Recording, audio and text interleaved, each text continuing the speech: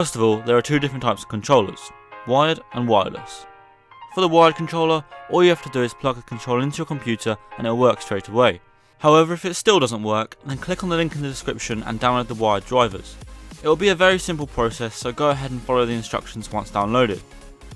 If you have a wireless controller, then you'll need to get a wireless receiver which can be plugged into your computer. Microsoft do sell their own wireless receivers, however there are a multitude of third-party receivers which work just as well and are considerably cheaper. For example, Microsoft sell their own one for around £17. If you have the extra money lying around, then I would suggest this as it will work straight away.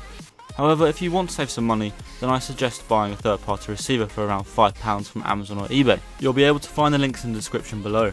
The third-party ones work exactly the same, however you do need to install a few drivers to make them work properly, which I'll show you how to do now. You'll most likely receive a disc of the receiver, but you do not need this.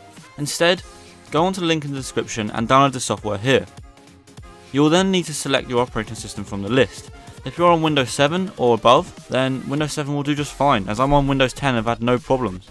If you're unsure if your computer is 32-bit or 64-bit, then go onto desktop, right click on this PC or my computer for previous versions of Windows, and then select properties. Here you will be shown what version your computer is. As you can see, mine is 64-bit, so I'll be selecting 64-bit from the list. Once you've selected your version, click download, and when it's downloaded, locate it in your downloads folder or simply click on the download to run it. Hit agree, next, and install the application. Now we need to restart the computer, so let's go ahead and do that now. Once the computer has restarted, go ahead and plug in the wireless receiver. You will notice that Windows attempts to install the driver but fails. This is fine. Now we want to go to Device Manager. On Windows 8 and 10, go to the bottom left hand corner and then right click and select Device Manager. If you're on Windows XP, then click Start, right click on My Computer, select Properties, now select the Hardware tab and then select Device Manager.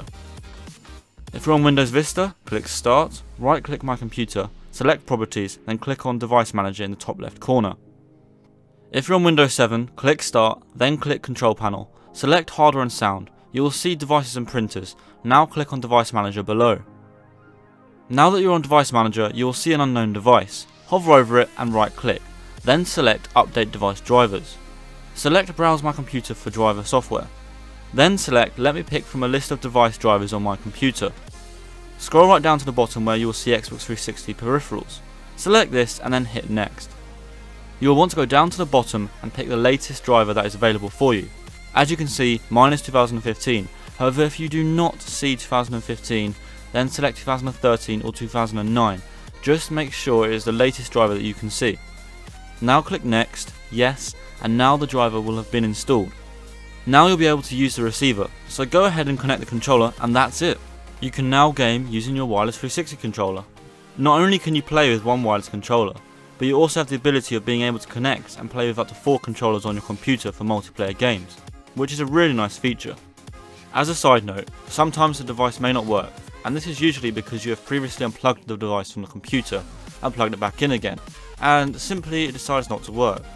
If this is your scenario, then all you have to do is uninstall the driver from Remove a Program and then follow this process all over again. It's really not too bad and it doesn't happen often. If you have any problems or questions, then go ahead and leave a comment and I'll try to help you out as soon as possible. Hopefully this video is useful to you, and if you liked it then please leave a like, comment or subscribe, as it really does mean